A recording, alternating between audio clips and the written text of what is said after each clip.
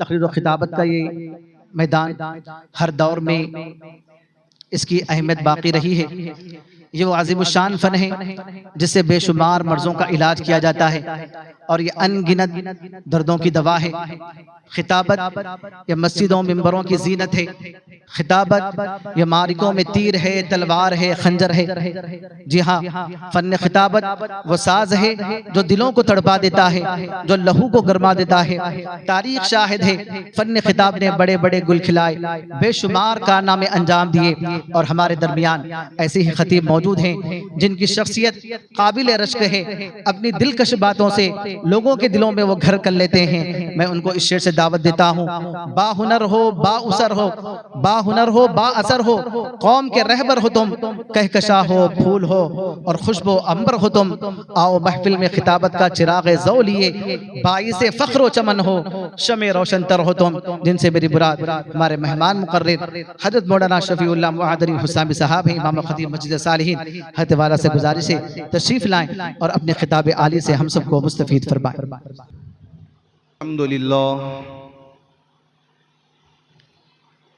الحمدللہ وکفا وسلام علی عبادہ الذین اصطفى اما بعد فاعوذ باللہ من الشیطان الرجیم بسم اللہ الرحمن الرحیم انا نحن نزلنا الذکر وانا له لحافظون وقال لا تحرك به لسانك لتعجل به إن علينا جمعه وقرآنه فإذا قرأناه فاتبع قرآنه ثم إن علينا بيانا وقال النبي صلى الله عليه وسلم خيركم من تعلم القرآن وعلمه او کما قال علیہ الصلاة والتسلیم۔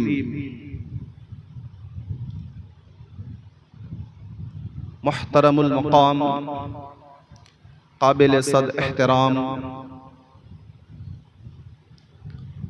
حضرت مولانا حسام الدین عاقل ثانی جعفر پاشا صاحب دامت برکاتہم،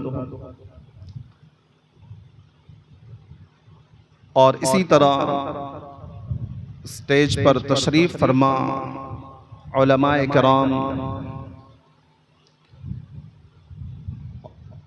اور اسی طرح یہاں پر موجودہ دیگر مہمانان خصوصی، حفاظ کرام اور اولیاء طلبہ، محترم حضرات اور پردہ نشین محترم خواتین، ایک ایسا پر مسرت موقع ہے، ایک خوشی کا موقع ہے کہ یہاں پر ہم سب جو جمع ہوئے ہیں، جو طلبہ قرآن کریم کو اپنے سینوں میں محفوظ کیا ہے، اور یقیناً یہ بابرکت محفل ہے،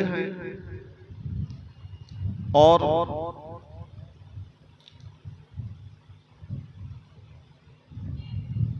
یہ جو قرآن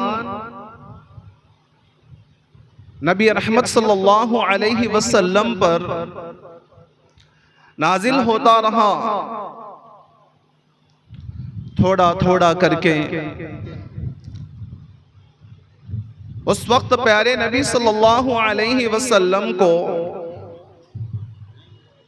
ایک فکر تھی کہ یہ قرآن اس طرح دھیرے دھیرے تھوڑا تھوڑا نازل ہو رہا ہے، جس طرح تورات لکھی ہوئی تختیوں کے ساتھ نازل ہوا تھا۔ کاش اگر اسی طرح نازل ہوتا تو اچھا ہوتا۔ اب یہ کب جا کر یہ مکمل ہوگا، اور اسی طریقے سے ایک اور فکر نبی رحمت صلی اللہ علیہ وسلم کو ہوئی، یہ جو قرآن نازل ہو رہا ہے، کیا میں اس کو جس طرح یہ نازل ہو رہا ہے اسی طرح یاد رکھ پاؤں گا یا نہیں؟ ایک اور فکر پیارے نبی صلی اللہ علیہ وسلم کو یہ بھی تھی،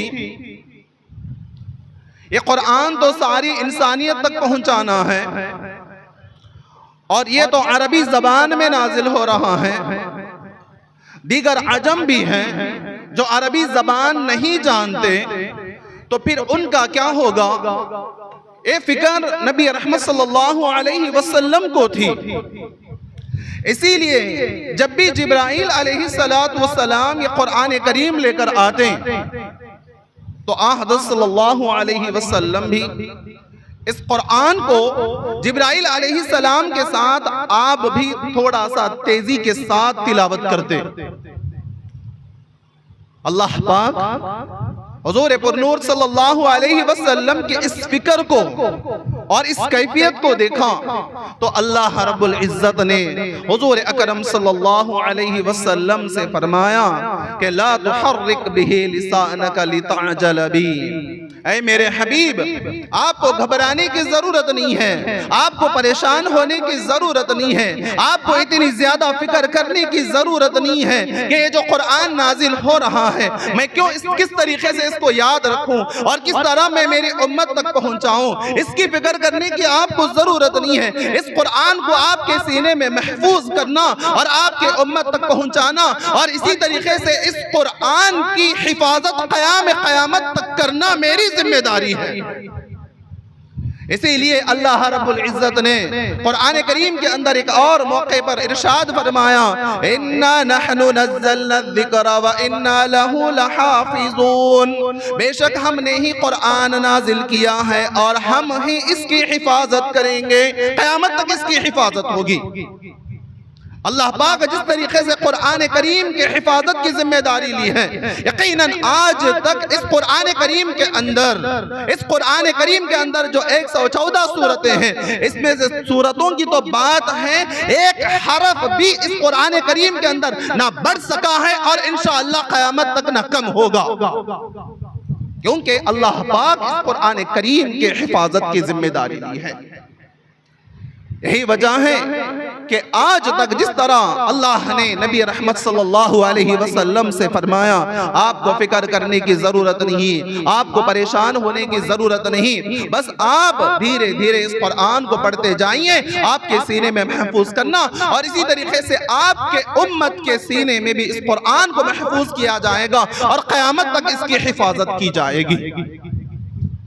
آج ہم دیکھتے ہیں حالانکہ قرآن کریم جو عربی زبان میں ہے، ہم اردو اچھی طریقے سے جانتے ہیں اور بھی اگر اس سے زیادہ اگر بولتے ہیں تو انگریزی زبان اچھی طریقے سے جانتے ہیں، لیکن ہمارے یہاں ہم دیکھتے ہیں کہ ہمارے پاس تو کبھی کبھی تو 8 سال کا بچہ، 10 سال کا بچہ اور لڑکیاں بھی یہ سارا قرآن اپنے سینے میں محفوظ کرتے ہیں، یہاں تک کہ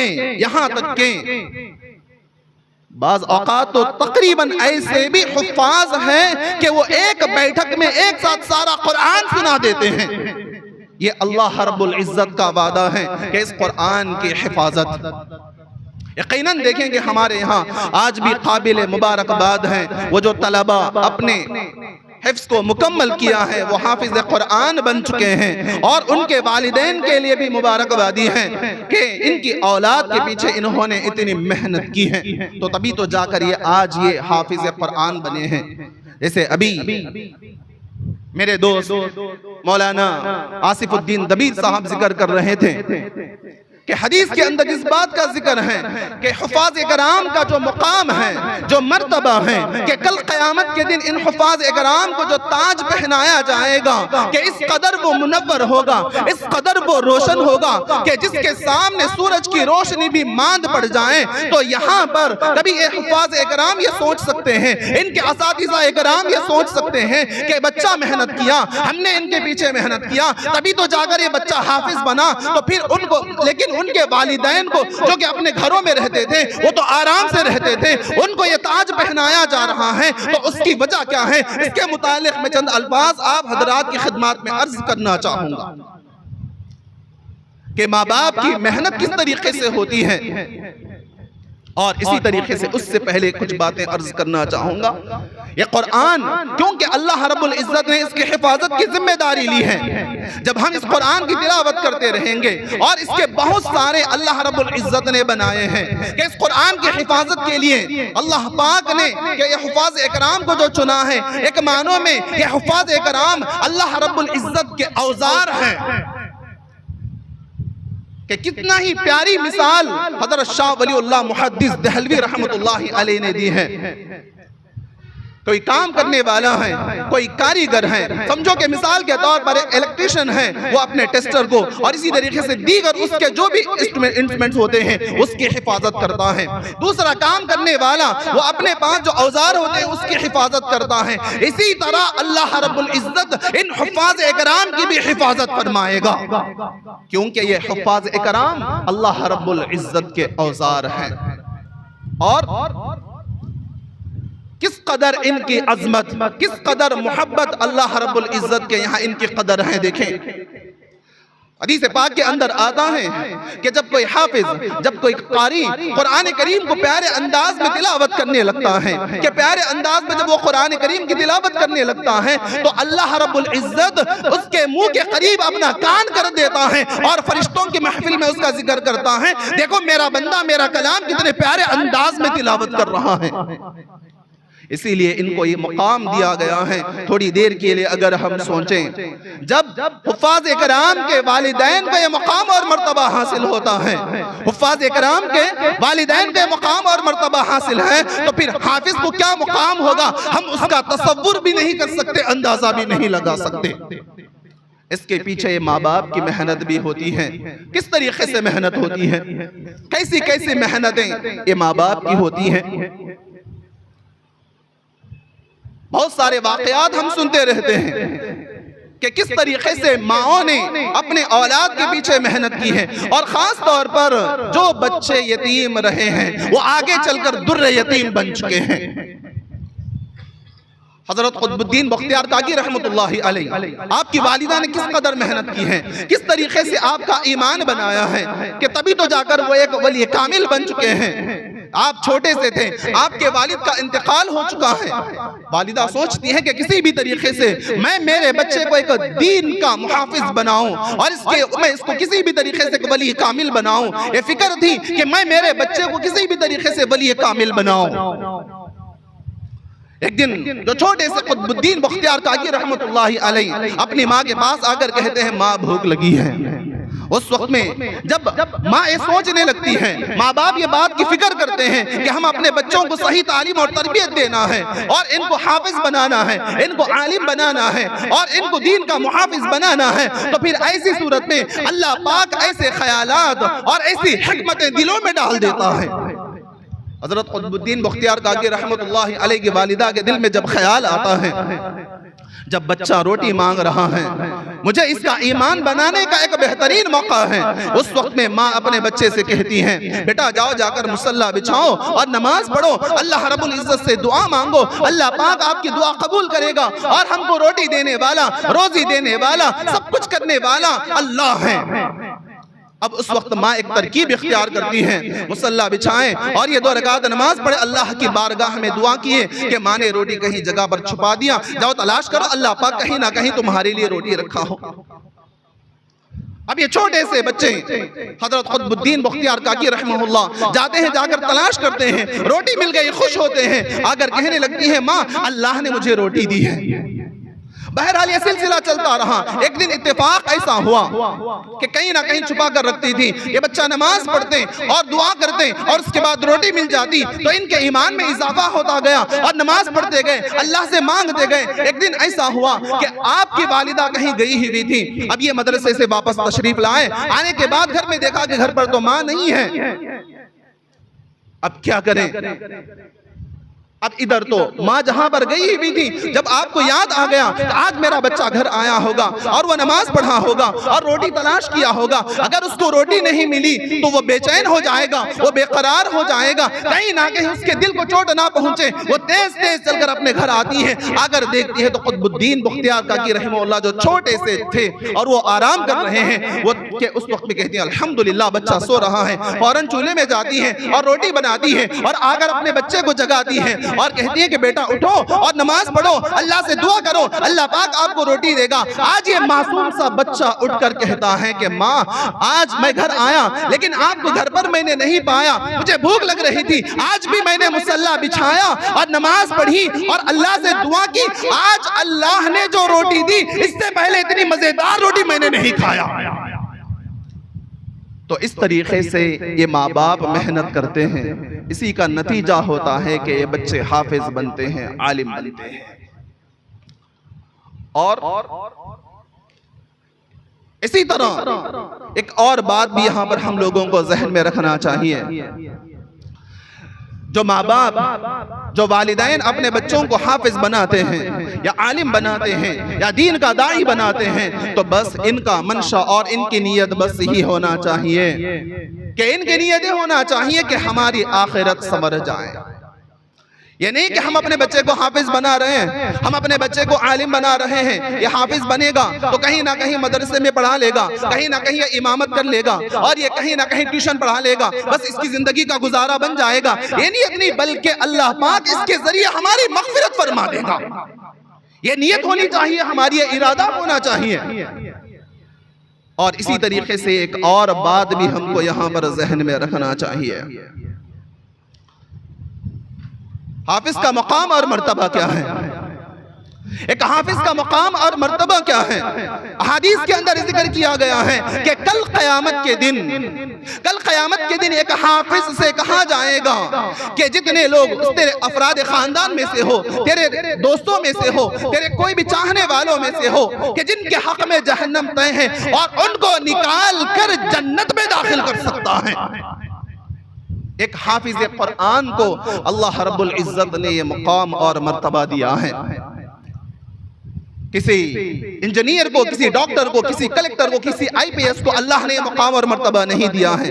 لیکن یہ بھی نہیں سمجھنا کہ میں یہاں پر کہ جو عصری تعلیم حاصل کرنے والے ہیں ان کو کم نظر سے دیکھا جا رہا ہے، ہرگز یہ بات بھی نہیں ہے۔ لیکن کچھ لوگ وہ ہوتے ہیں، یہاں پر اس بات کو یاد رکھنا چاہیے کہ آج ہمارے حفاظ اکرام جو ہیں، علماء جو ہیں، ان کے ماں باپ فخر کرنا چاہیے۔ لیکن کچھ لوگ ایسے بھی ہوتے ہیں جب کوئی اپنے بچوں کو حافظ بنانا چاہتے ہیں، جب ان کو مدرسے میں لے جایا جا رہا ہوتا ہے اور ان کو مدرسے میں داخلہ دلوایا جاتا ہے، اس وقت میں کچھ لوگ بولتے ہیں ارے کیا حافظ بنائیں گے آپ اپنے بچے کو، یہ کیا کرے گا حافظ بن کے، عالم بن کے کیا کرے گا، وہی ان کی جو ہے تھوڑی سی نوکری ہوگی، اس کا گزارا کیسا ہوگا، اس پہ اس کا گزارا کیسا ہوگا، اور یہ اپنی بیوی بچوں کی پرورش کیسے کرے گا۔ اس کے متعلق زیادہ وضاحت کرنے کی ضرورت نہیں، تقریباً لوگ اس بات کو جانتے اور سمجھتے ہیں۔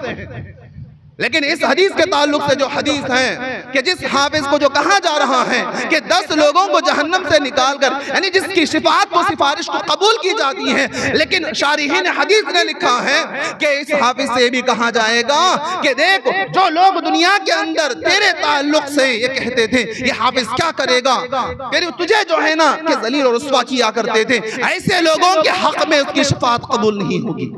اسی لیے کبھی بھی کسی حافظ کو، کسی عالم کو، کسی امام کو جو دین کے داعی ہوتے ہیں، کبھی بھی ان کو جو ہے کم نظر سے نہیں دیکھنا چاہیے۔ یہ بہت بڑا مقام ہے حفاظ اکرام کا، علماء اکرام کا، اللہ پاک نے ان کو ایک مقام اور مرتبہ عطا کیا ہے۔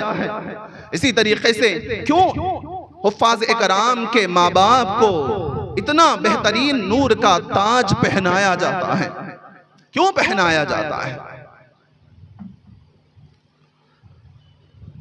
حضرت امام بخاری رحمہ اللہ کے بارے میں جانتے ہیں، اور تقریباً قرآن اگر آج اس دنیا کے اندر اللہ کے کلام کے بعد، قرآن پاک کے بعد اگر کوئی کتاب مانی جاتی ہے تو وہ بخاری شریف ہے۔ امام بخاری رحمہ اللہ، آپ کا نام محمد ہے، آپ کے والد کا نام اسماعیل ہے، محمد بن اسماعیل۔ آپ کے بارے میں تو یہ بھی ہے کہ آپ کے خاندان میں سے آپ کے جو پردادا ہیں اور دادا جو ہیں وہ لوگ مسلمان نہیں تھے، لیکن اللہ رب العزت نے کتنا اونچا مقام امام بخاری رحمہ اللہ کو عطا کیا ہے۔ آپ کی والدہ امام بخاری رحمہ اللہ چھوٹے سے تھے، اسی وقت آپ نے ارادہ کیا تھا کہ کسی بھی قیمت پر میں میرے بچے کو یہ حدیث کا حافظ بناؤں گی، اس کو حدیث کا محافظ بناؤں گی، ایک بہترین اس کو عالم دین بناؤں گی. یہ ارادہ انہوں نے کیا تھا. لیکن اتفاق ایسا ہوا کہ حضرت امام بخاری رحمہ اللہ 6 سال کے تھے، آپ کے آنکھوں کی بینائی چلی گئی. آپ کے آنکھوں کی بینائی چلی گئی. اب اس موقع پر ماں بیچاری تڑپتی ہے.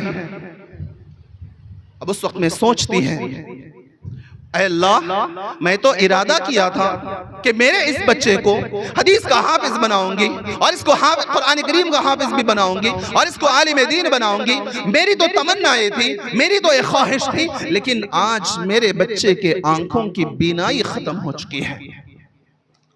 لیکن وہ ماں آج جو پردہ نشر پس پردہ جو ہمارے خواتین ہیں، ذرا اس بات پر توجہ دیں، غور سے اس بات کو سنیں کہ آج بھی مائیں ہیں کس طریقے سے تربیت کیا کرتے ہیں.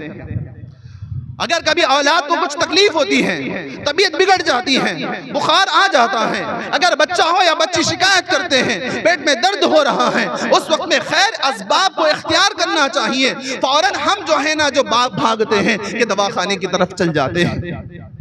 یہاں پر یہ ماں بھی دیکھیے، امام بخاری رحمہ اللہ کی والدہ دیکھیے کس قدر آپ کے اندر اللہ کی ذات پر بھروسہ ہے. کتنا اللہ کی ذات پر بھروسہ ہے کہ وہ ذرہ برابر بھی اللہ کی رحمت سے مایوس نہیں ہو رہی ہیں. وہ اللہ کی ذات سے امید رکھی ہوئی ہیں، اللہ کی ذات پر مکمل طور پر ان کا بھروسہ ہے، اور اللہ سے دعا مانگ رہی ہیں. آج ہمارے پاس کیا حال ہے؟ ذرا کچھ ہوتا ہے تو آج ہمارے پاس اللہ حفاظت فرمائے، شیطان اس قدر ورغلا دیتا ہے اور بہکا دیتا ہے، یہاں تک کہ ایمان بھی خراب کر دیتا ہے. بولتے ہیں چلو بچے کی طبیعت بار بار خراب ہو رہی ہے، کہیں عامل کے پاس جائیں گے. اور اگر گھر میں کچھ پریشانی آ رہی ہے، اور گھر میں بار بار اگر بیمار ہو رہے ہیں، کاروبار میں اگر کچھ نقصان ہو رہا ہے، اب یہاں پر بھی کوئی نہ کوئی اس طریقے سے مشورہ دیتے ہیں، چلو فلاں مرشد کے پاس چلے جائیں گے. اس طریقے سے آج ہمارا ایمان خراب ہو رہا ہے. درمیان میں ایک چھوٹا سا لطیفہ جس کے ساتھ اس واقعے کے ساتھ میں اپنی بات کو ختم کر رہا ہوں، کیونکہ حضرت تشریف فرما ہے. ایک مقام پر ایسے ہی مرشد تھے، لوگوں کو بیوقوف کر رہے ہیں. نا مرشد اور مرشد میں بہت بڑا فرق ہے. اب یہ مرشد کس طریقے سے لوگوں کو بیوقوف بنا رہے ہیں. بیٹھے ہوئے ایک مقام پر، ساتھ میں مریدین بھی بیٹھے ہوئے ہیں. اب وہ چادر اوڑھ کر بیٹھے ہوئے ہیں، مراقبہ کی اداکاری، ایکٹنگ. بیٹھے بیٹھے جو ہے نا یہاں پر مریدین پریشان ہو گئے. بولے حضرت کیا ہوا؟ بولے میں اپنی کشف کی نظر اٹھا کر دیکھا تو مکے میں کتا جا رہا تھا، اس کو ہکال دیا. ذرا سوچنے والی بات ہے. سب سے پہلی بات تو ہے کہ مکے میں کتے ہیں ہی نہیں وہاں پر، حرم. اب یہ اتنے ہوتے ہیں نا، کسی سے مرید بن جاتے ہیں، کسی سے جو ہے لگاؤ ہو جاتا ہے، تو اس قدر ان کی کچھ بھی ہزاروں غلطیاں بھی رہیں تو وہ نظر نہیں آتی. اب اتنا خوش ہو گئے، ہدیے تحفے دے دیے. اب اس کے بعد گھر آئے، آ کر کہنے لگے آج حضرت نے بہت بڑا کارنامہ انجام دیا ہے. بیوی نے پوچھا کہ ایسا کیا کام کر دیا؟ بولے یہاں بیٹھ کر مکے میں کتے کو ہکال دیا. بہت بڑے پہنچی ہوئی شخصیت ہے آپ کے حضرت. اب وہ بیچاری پڑھی لکھی تھی. اس نے کہا کہ ٹھیک ہے، اچھی بات ہے، آپ اپنے حضرت کو ذرا گھر پہ دعوت تو دو. گھر میں بہترین بریانی بنائی گئی، اور جتنی بھی بوٹیاں ہیں پورے پلیٹ میں نیچے رکھ دیے گئے، اور اوپر سے چاول رکھ دیا گیا. اب حضرت کے سامنے کھانا پیش کر دیا. حضرت نظر ڈالتے ہیں. اب بولے میاں آسمان صاف ہے، تارے نظر نہیں آ رہے. میاں آسمان صاف ہے، تارے نظر نہیں آ رہے. مطلب کیا ہے؟ بوٹیاں نظر نہیں آ رہے. آج یہاں پر بہت کم ہوں گے اس طریقے سے. ہمارے پاس حیدرآباد میں تو ماشاءاللہ گلی گلی کو. تو اس وقت میں دیکھیے اس خاتون نے اندر سے آواز دیا کہ مرشد آپ یہاں پر بیٹھ کر مکے میں کتے کو ہگال سکتے ہیں, اتنی نظر ہے تمہاری, یہاں پر چاول کے نیچے بھوٹیاں نظر نہیں آ رہے تمہارے.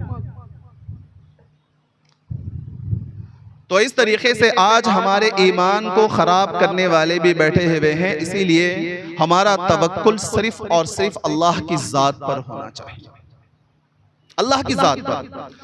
بہرحال اسی طریقے سے حضرت امام بخاری رحمہ اللہ کی والدہ, اب آپ یہ فکر کر رہی ہیں کہ کسی بھی طریقے سے اللہ پاک میرے بچے کی بینائی کو لوٹا دے, اور میں جو چاہتی ہوں, میں جس طرح جو چاہتی تھی, میں نے جو ارادہ کیا تھا میرے بچے کو جو حدیث کا حافظ بنانا ہے, میں نے جو ارادہ کیا تھا اللہ پاک اس ارادے کو پورا کر دے.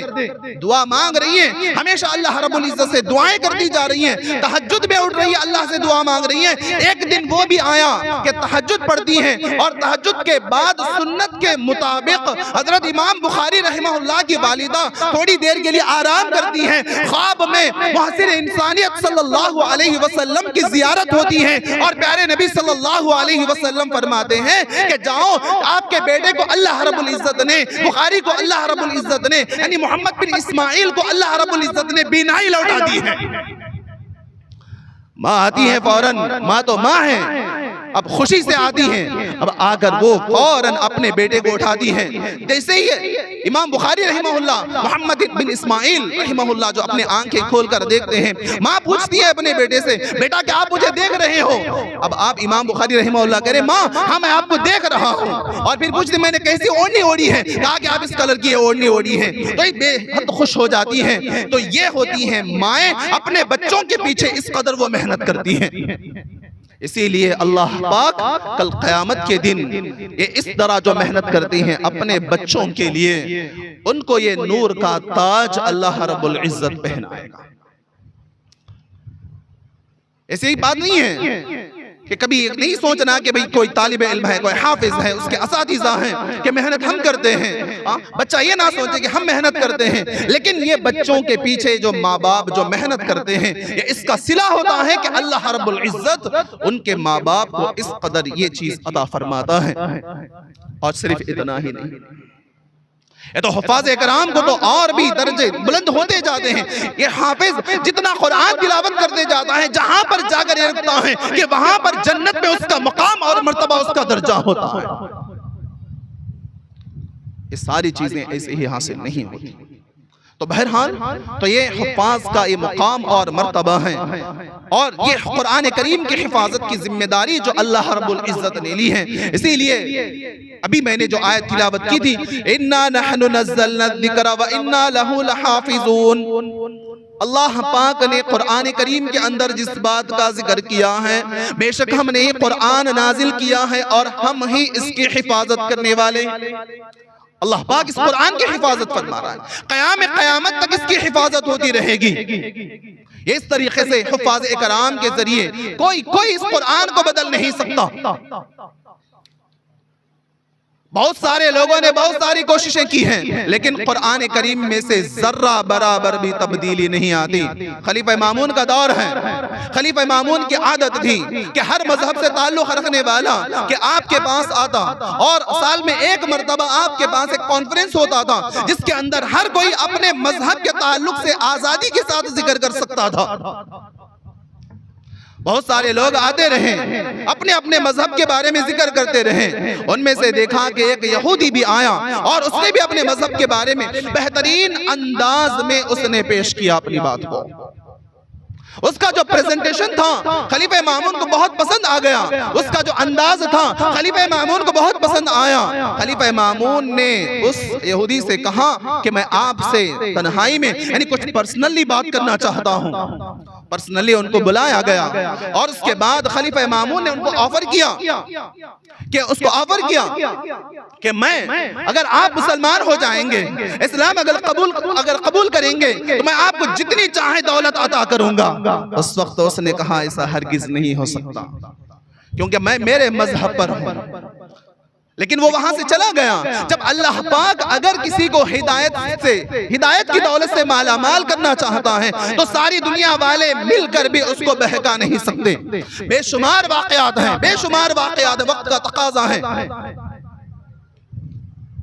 طفیل بن عمرو دوسی کے بارے میں جانتے ہیں، کبھی ہم ان واقعات کو سنا ہوگا کہ مکے میں جب داخل ہوئے تو اس وقت میں مکے والوں نے ذکر کیا کہ آپ مکے میں آئے ہیں تو یہاں پر ہر کسی سے ملاقات کر سکتے ہیں، ہر کسی سے آپ مل سکتے ہیں، لیکن یہاں پر ایک شخص ہے محمد بن عبداللہ صلی اللہ علیہ وسلم، ان سے ہرگز ملاقات نہیں کرنا. ان کے پاس ایک ایسا کلام ہے، جادوئی کلام ہے، جو کوئی سن لیتا ہے تو ان کا گرویدہ ہو جاتا ہے.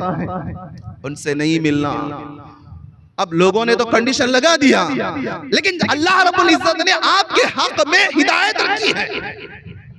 خانہ کعبہ کے طواف کے لیے جا رہے ہیں تو اس وقت میں اپنے کانوں میں انگلیاں رکھے ہوئے ہیں تاکہ اللہ کا کلام نہ سنیں.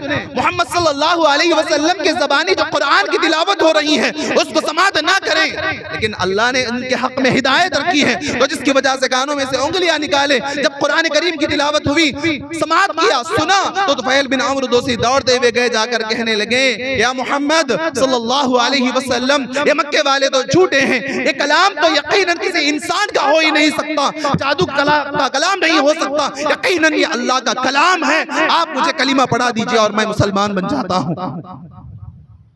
یہ قرآن کریم کے اندر اللہ رب العزت نے وہ اثر رکھا ہے. تو بہرحال اب یہودی نے بھی کہا، اور لیکن اللہ نے اس کے حق میں بھی شاید ہدایت رکھا.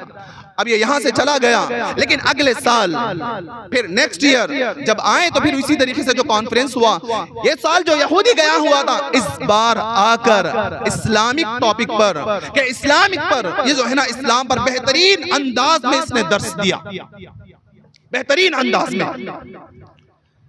خلیفہ مامون کو تعجب ہوا اور بلا کر پوچھا میں نے تو تمہیں گزشتہ سال میں نے بلایا، آپ کے لیے میں نے بہت ساری دنیا کی پیشکش کی، میں نے آپ کو آفر کیا، لیکن اس وقت آپ نے اس کو ریجیکٹ کیا، لیکن پھر آپ مسلمان ہو کر آئے ہیں، اسلام پر آپ آج نے اتنی بہترین آج جو ہے نا بہترین انداز میں ذکر کیا ہے.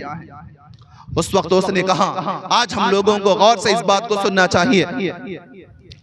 میں یہاں سے جانے کے بعد میں جس طریقے سے بہترین خطیب ہوں، ایک بہترین سپیکر ہوں، اور اسی طریقے سے میں ایک بہترین رائٹر بھی ہوں، میں ایک بہترین خوشنویس بھی ہوں. میں نے سب سے پہلے انجیل لکھا بہترین انداز میں لکھ کر میں ان لوگوں کے پاس گیا، عیسائیوں کے پاس، اور لکھتے وقت میں نے اس کے اندر بہت سارے مقامات پر میں نے رد و بدل کیا ہے، میں نے اپنی طرف سے چینجز کیا ہے اور لے جا کر میں نے پیش کیا. تو جس نے بھی دیکھا تو اس کو خوشی خوشی اس کو خریدا. اور پھر اس کے بعد میں تورات کو بھی اسی طریقے سے لکھا، یہودیوں کے پاس گیا اور اس کے اندر بھی میں نے رد و بدل کیا ہے اور اپنی مرضی سے میں نے اس کے اندر بھی چینجز کیے ہیں اور لے جا کر میں نے پیش کیا، تو اس کو بھی ان لوگوں نے خوشی خوشی خرید لیا ہے. اسی طرح میں نے قرآن کریم کو بھی اپنی طرف سے رد و بدل کیا ہے، میں نے اپنی طرف سے اس کے اندر چینجز کیے ہیں، اور جب لے جا کر میں نے مسلمانوں کے ہاتھ اس قرآن کو بیچا، مسلمانوں نے جب خریدا اور اس کے اندر جب دیکھا تو غلطی ہونے کی وجہ سے انہوں نے مجھے برا بھلا بھی کہا اور مجھے اس نسخے کو واپس کر دیا. اسی وقت میں نے طے کر لیا، اسی وقت میں نے ارادہ کر لیا کہ جس مذہب کی کتاب محفوظ ہو وہ مذہب بھی سچا ہے، اسی لیے میں کلمہ پڑھا اور مسلمان ہو گیا. اب ذرا اندازہ لگائیے کہ جو قرآن آج تک بھی اللہ رب العزت کا جو وعدہ ہے اس کے مطابق آج اپنی صحیح حیات پر بالکل جس طریقے سے اللہ نے نازل کیا تھا اسی طرح آج بھی محفوظ ہے، اور انشاءاللہ قیامت تک بھی قرآن کریم محفوظ رہے گا انشاءاللہ. تو بہرحال ان چند بے جوڑ کلمات کے ساتھ میں ان حفاظ کرام کو جو الحمدللہ مدرسہ حاضہ سے جو اپنا حفظ مکمل کر چکے ہیں ان کو اور ان کے والدین کو کہ تہ دل سے مبارکبادی پیش کر رہا ہوں، اور اس کے ساتھ ساتھ آخر میں کچھ ایک دو چار باتیں عرض کرنا چاہوں گا.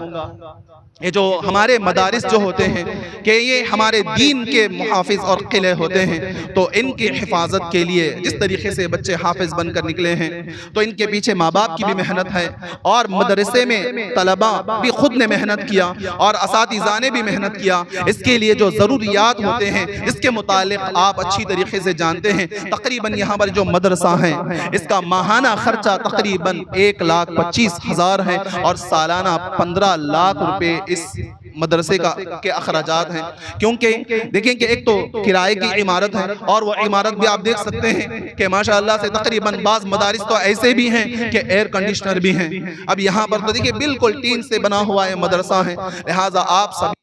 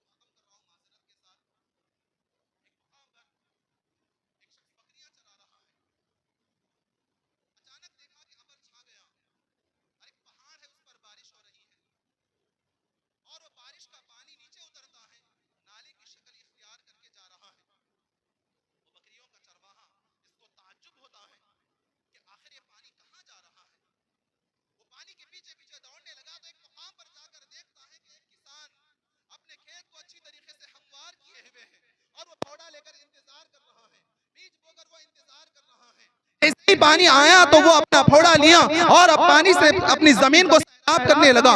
اس بکریوں کا جو چرواہا تھا اس کو تعجب ہوا اور جا کر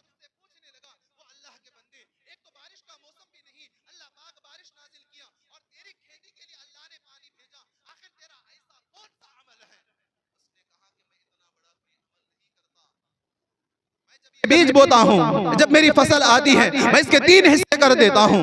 ایک حصہ میں اپنی ذات کے لیے خود میں اپنے لیے رکھتا ہوں، ایک حصہ میں غریبوں میں ضرورت مندوں میں تقسیم کر دیتا ہوں، رشتہ داروں میں تقسیم کر دیتا ہوں، ایک اور حصہ میں پھر دوبارہ بیج بونے کے لیے رکھتا ہوں۔ بس میرا یہی عمل ہے میرے بھائیوں۔ اس کا یہ عمل اللہ پاک کو اتنا پسند آیا کہ اللہ کے بندوں پر خرچ کرنے کی وجہ سے بارش کا موسم نہ ہونے کے باوجود اللہ نے بارش برسا کر اس کے کھیت کو سیراب کر دیا۔ اگر اسی طریقے سے یہ جو قرآن کریم کی تلاوت کرنے والے بچے ہیں، اگر ہم ان کے لیے امداد کریں گے انشاءاللہ اللہ کی ذات سے کبھی امید ہے اللہ رب العزت ہمارے گھروں کے اندر خیر و برکتیں عطا فرمائے گا۔ اور اسی طریقے سے اللہ پاک ہماری جو ضرورتیں ہوتی ہیں اللہ پاک ان کو غیب سے ہماری مدد فرمائے گا کہ